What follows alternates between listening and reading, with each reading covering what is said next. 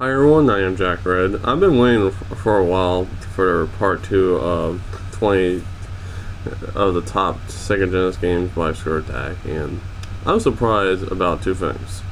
One, most of the top 10 were of my personal favorites. Second, he did not bring back the experts.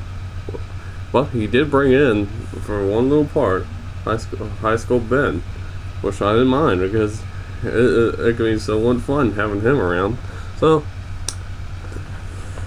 I'm going to tell you my thoughts on this whole list, game by game, and hopefully I can fit it all on this video. If not, I'll probably make another part to it, but we'll see. Number 20 is X-Men 2 Clone Wars. A lot of people like this because, first off, you can play as Magneto. It's slightly more improved than the original. You don't have to reset the game. You can actually play this on another console, unlike the original, which you had to reset at one point to continue the game. So, Teenage Ninja the Turtles, the Hyperstone Heist. That's number 19, and this is basically a Sega Genesis version of Turtles in Time. It was pretty decent. There was a level where you took on all of these bosses you took on before with Baxter. That was my favorite level, by the way, and I love this game. It is just so awesome.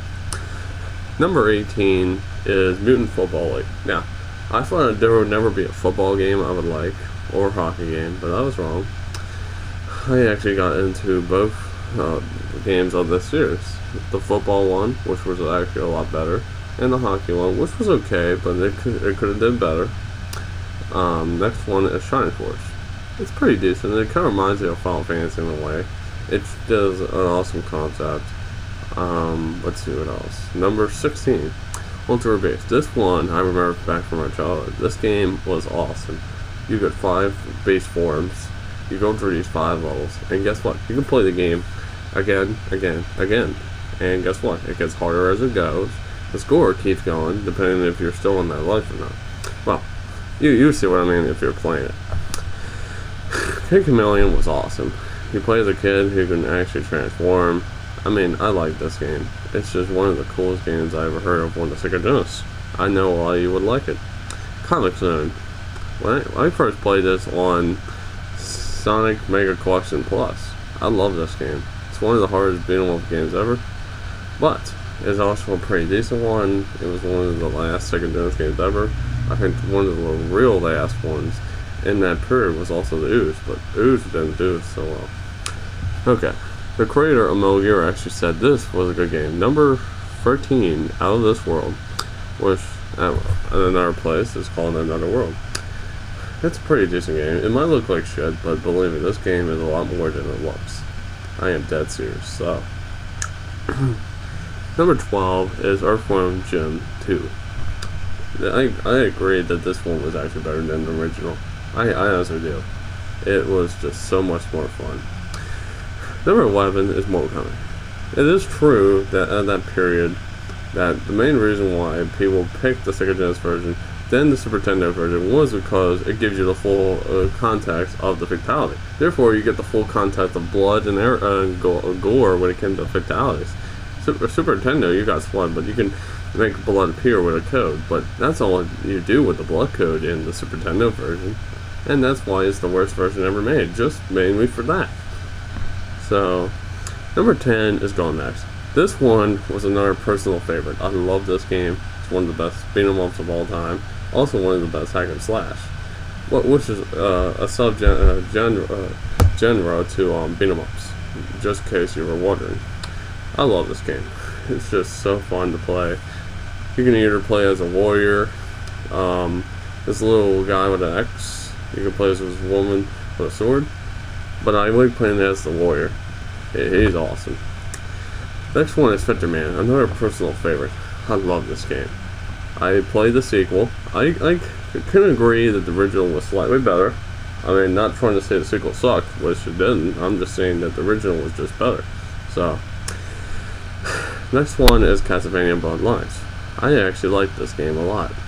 It's one of the best Castlevania games ever made. It's sadly it's the only one to be on the Sega Genesis, but it's still pretty good. I thought they would put Contra Hard Ops on there, but they didn't. But I'm not disappointed. The list is good. Here's another one. So it actually flipped out when I seen it. Rocket Knight Adventures.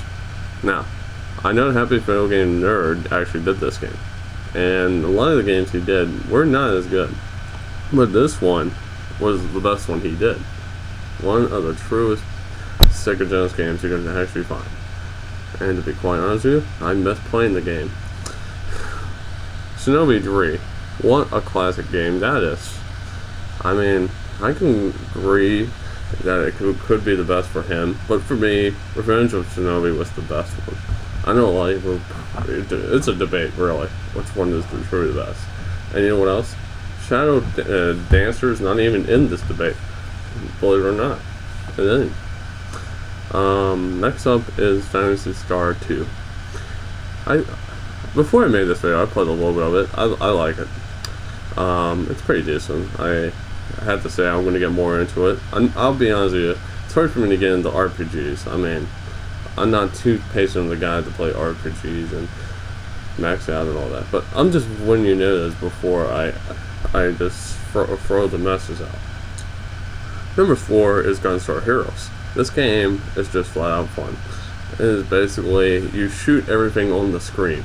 And there's even a boss that, depending on your difficulty, you either fight all the forms or just smaller portions of it. If you're on the max, you fight all 7. I am talking, of course, 7 forms. The best boss of the whole game. Number 3 is Streets of Rage 2, the best one in the series. Probably one of the best beat 'em ups ever. I love this game. You can play this game for hours. It's just flat out fun. Number 2 was a shock to me. Sonic 3. I can agree that it's probably because of the music, the box look. I mean, I was expecting Sonic 2, and people noticed on the forums I was expecting Sonic 2, so. Number 1, I was actually told by someone on the forums that this would be number 1. I'm actually surprised he's right. Striker. I played this, and holy shit, this is fun. This is fun. No wonder he picked such a game. That's me number 1.